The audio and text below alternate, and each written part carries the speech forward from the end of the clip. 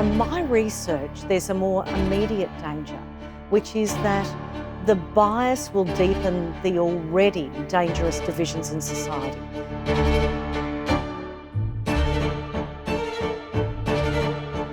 Hello, I'm Tracey Spicer and I'm an author. The name of my book is Man Made: How the Bias of the Past is Built into the Future. And it's about how when they build algorithms for artificial intelligence, they use historical data in which almost every doctor is a he and every nurse is a she. That builds the algorithm, which is then used by the programmer who puts their own unconscious bias into it. And then there's a thing called machine learning, which I liken to a white supremacist going down the rabbit hole of conspiracy theory websites. That bias becomes deeply embedded through that three-step process. The publisher is Simon and Schuster, and I'm delighted to be published by them because they saw the potential for this book many years before AI became a topic that was talked about widely in society. It took me 7 years to research, interview, and write this book. The idea was sparked when my then 11-year-old son said, "Mum, I want a robot slave." I said, "Darling, what are you talking about?" He said, "Oh, I've been watching South Park," and immediately I thought we are terrible parents.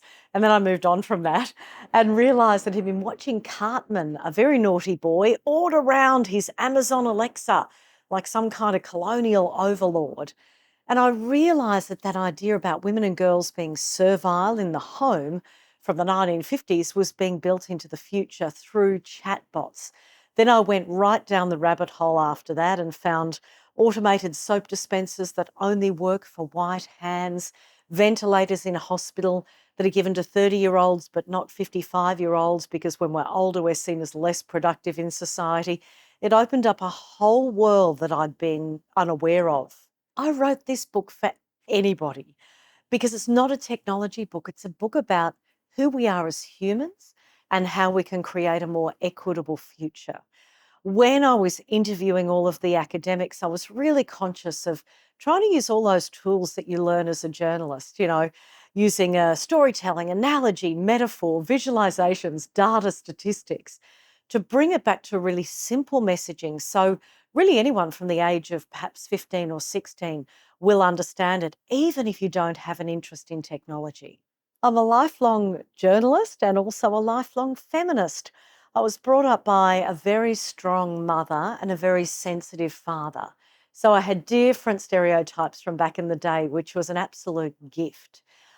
When I worked in the commercial media for many decades, news reading and reporting, I became aware of all the systemic discrimination and also the fact that the media and society values women predominantly for the way they look rather than what's in their hearts and heads. So I did a TED talk. I wrote my first book, which was a memoir, but it was really about the sex discrimination, harassment, pregnancy discrimination throughout the media sector. And because the media both reflects and shapes society, we have to eradicate it in all workplaces, but the media, it's kind of really important to eradicate it there because of the images that surround us every day. I feel the same about technology, it reflects and shapes society. And that's why I was drawn to that as a topic, because to really reach a future where we've got equity, we've got to break down this wallpaper of misogyny and bigotry that surrounds us every day.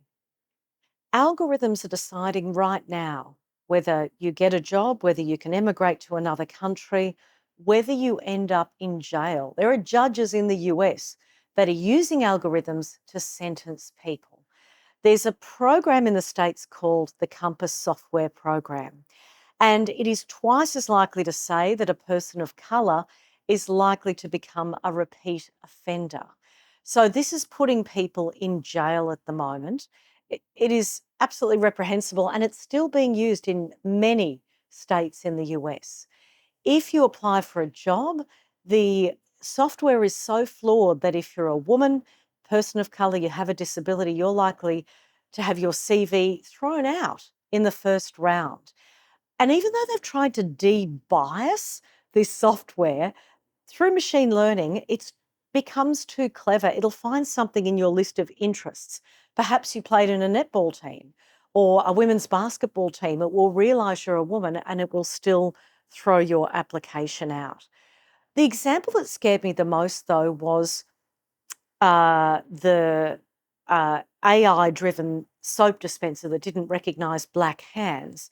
That same technology is being used in self driving cars, which might come up to a pedestrian crossing, not recognize a person of color as human, and run them over.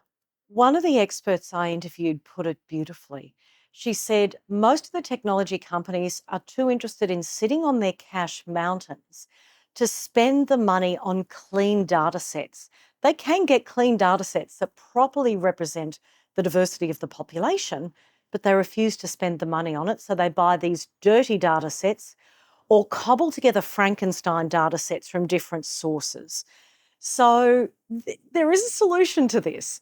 There's also a longer term solution of getting more diversity and inclusion in the tech sector, particularly in AI, but that does take time. So there are larger structural solutions. I mean, honestly, we're going through a time in history where we will have to see a large scale redistribution of wealth and a universal basic income with the robots taking our jobs. That's how big this issue is. But in the short term, one simple thing they can do is just get audits of their data sets and their algorithms to reduce the amount of bias in it as much as possible. There certainly is a danger that artificial intelligence is a risk to humanity. It is an existential threat. There's been a bipartisanship on this statement in the US. The tech billionaires say this. Stephen Hawking said this in 2014. But from my research, there's a more immediate danger, which is that the bias will deepen the already dangerous divisions in society, expanding the gap between rich and poor, putting people into more silos when it comes to their opinions, and we're going to see even more of a destruction of democracy globally, increasing number of wars and violence. That's what concerns me the most, that this fourth industrial revolution will end up with a very small handful of tech billionaires up here and everyone else down here doing low paid or work for no pay, which is what we're doing now, because I, I talk about machine learning. The tech giants now are talking about machine teaching. They expect us as unpaid labour to fix the bias in what they have created. I had COVID-19 in January last year, and a couple of months later, probably 2 months later, I went downhill dramatically. I spent most of last year either in bed or in a wheelchair. It was incredibly physically debilitating, affected every organ in my body. I'm grateful to say I'm 85% better now. My heart really breaks for young people who've got this. I know teenagers who've got this, daughters and sons of friends of mine who are trying to go through school. It's terrible. But living with a dynamic disability for almost a year gave me a greater understanding of how artificial intelligence can help people with disabilities if we are involved in the design in the first place. When Braille or an equivalent of Braille first came out, it was designed by a sighted person and it was no good. It was only when they brought in someone with a sight impairment that they developed Braille, one of the greatest inventions of our time. A really practical example is every time I had to stand up or sit up, it was an expenditure of energy and it was exhausting. So when I went to the toilet, I had to walk over here to turn the light on, go to the toilet, go back to turn the light off, and then come back to bed. If I had an AI powered app on my phone to turn the light on and off, it's convenience for some people, but it's life changing for someone who's got health issues. So it really gave me an insight into what AI can do for good if we get everyone involved in its design. I actually think the likelihood of that is quite good for the simple fact that there are really wonderful organisations like the Centre for Inclusive Design and Dr. Manisha Armin in Sydney, who's working with corporates to teach them how to include that kind of design and get all the brains at the table.